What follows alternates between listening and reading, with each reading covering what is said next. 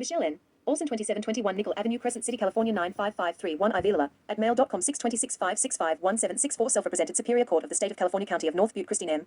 Olsen Allure, Plaintiff v. Michelle N. Olsen Defendant Case No. 21 FL00223 Re. Motion to reopen DVRO case. Request for subpoena. Request communication with Sad Smiley 1. Edmund D. Edelman's Children's Court. 2. Safe at Home Program and the defendant's declaration in support of motion to reopen North Butte County Courthouse FAM. Division. 1775 Concord Avenue, Chico, California 95928 filed on the 22nd of July 2023 Re. Motion to reopen DVRO case. Request for subpoena. Communication with Edmund D. Edelman's Children's Court, LA County. And Safe at Home Program is Secretary of State. Dear Honorable Judge assigned for the above entitled matter. I am writing to respectfully request the reopening of the DVRO case between Michelle N. Olsen and Christine Marie Olsen Lur, bearing the case number 21 FL00223 filed on the 22nd of February 2021 and obtained permanent orders on the date of the 5th of June 2021, qualifying for a 3-year term, punishment, restraining order after hearing held by Judical Officer McLean, Sandra L. commenting the expired date of the 5th of May 2024. I have never been provided this final order.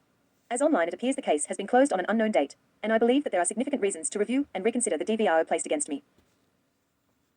Background: on the 5th of June 2021, a domestic violence restraining order, DVRO, was issued against me based on the false and unfounded allegations made by Christine Marie Olsen Allure. The DVRO was granted for a 3-year term, expiring on the 5th of May 2024.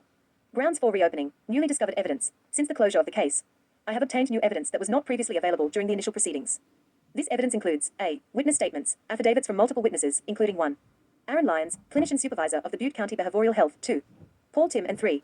Doreen Kaler, who were present during the incidents mentioned in the DVRO. These witnesses can attest to the fact that the events described in the DVRO did not occur, as alleged by my sister, her malice intent for upper hand in guardianship or adoption cases, and my actual innocence. B. Documentation. Documentary evidence, such as text messages exchanged between Christine and I, requested document from the clinic, etc., which substantiates that the allegations made against me were false and without merit. Procedural irregularities. There appear to be procedural irregularities during the initial case proceedings, which may have affected the outcome and closure of the case. These irregularities include a. Incorrect hearing time provided by the clerks and hours of operation of the NBCCH displayed online. On the date of the original hearing, I had appeared for the scheduled hearing at the North Butte County Courthouse, relying on the information provided by the court clerks and hours of operation displayed on the official web page for the NBCCH. However, upon arrival, I was informed that the hearing had already taken place earlier that day, by only a few minutes, and I was not present for it. The court clerks had erroneously provided me with the wrong hearing time, which resulted in my inability to participate in the proceedings and present my defense. Furthermore, the misleading hours of operation for the courthouse had done the same. B. Denial of due process. Due to the incorrect information provided by the court clerks and misleading hours of operation for the courthouse, I was denied the opportunity to be heard and defend myself against the allegations made by my half-sister, petitioner, Christine Olsen Allure.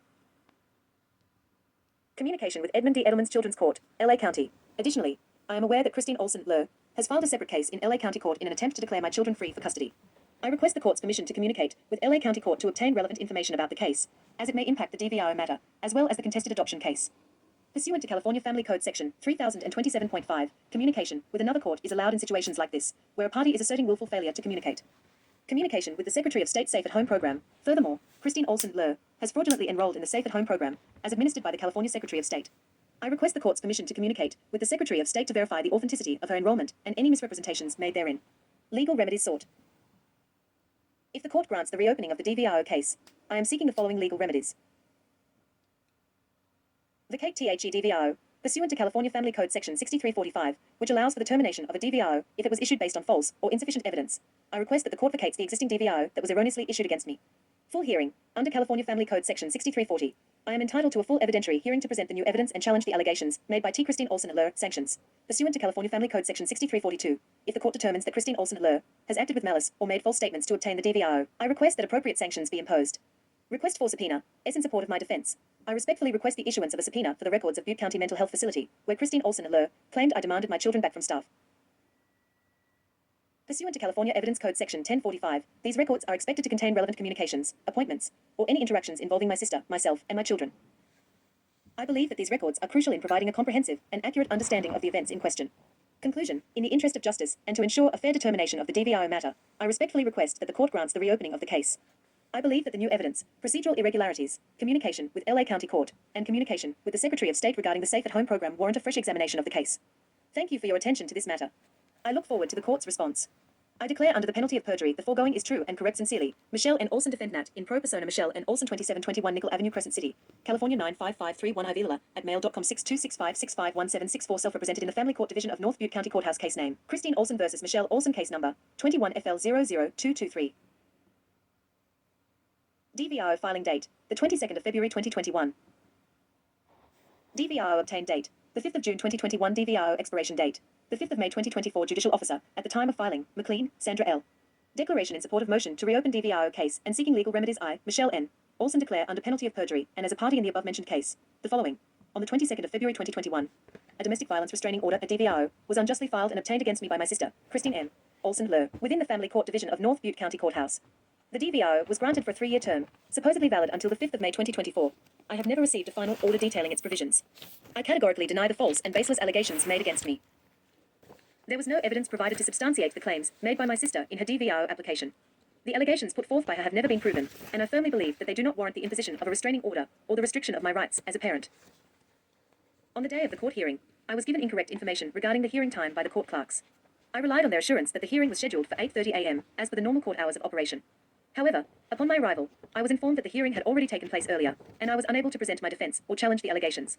The distance of 5 hours and 45 minutes from my place of residence in Del Norte County to the Butte County Superior Court, where the case was heard, posed significant logistical challenges for me. The erroneous information provided by the court clerks further exacerbated the difficulties I faced in attending the hearing. I had attempted to obtain a copy of the original hearing notice, but the court was unwilling to provide me with another copy. This left me with no alternative but to rely on the information given by the court clerks, which ultimately led to the unfortunate dismissal of my case. I have credible witnesses, including Paul Tim, Doreen Kaler, and Aaron Lyons, who can attest to my innocence and the falsity of the claims made against me by my sister. Their statements and testimonies are crucial to establishing the truth and the unjust nature of the DVRO. I am also seeking the opportunity to communicate with the LA County Court regarding a separate case filed by my sister, wherein she has alleged willful failure to communicate. I believe that the information from this case may have a direct impact on the validity of the DVRO in question. Additionally, I wish to communicate with the California Secretary of State to verify the authenticity of my sister's enrollment in the Safe at Home program, as it was fraudulently obtained. Such false enrollment is an automatic misdemeanor under California law. It is evident that my sister, Christine M. Olson Lur, she had acted with malicious intent in pursuing the DVRO against me, as part of her attempt to gain an upper hand and deprive me of my parental rights. I am seeking the court's intervention to vacate the unjust DVRO, conduct a full evidentiary hearing to present the new evidence, and impose appropriate sanctions if it is determined that my sister acted with malice and made false statements to obtain the DVRO. In light of the aforementioned reasons, I respectfully request the court to reopen the DVRO case, grant me the opportunity to present my evidence and defense, and provide me with a fair hearing. I declare under penalty of perjury that the foregoing is true and correct to the best of my knowledge and belief. Executed on this 22nd day of July 2023 Michelle N. Olson defendant IN pro persona.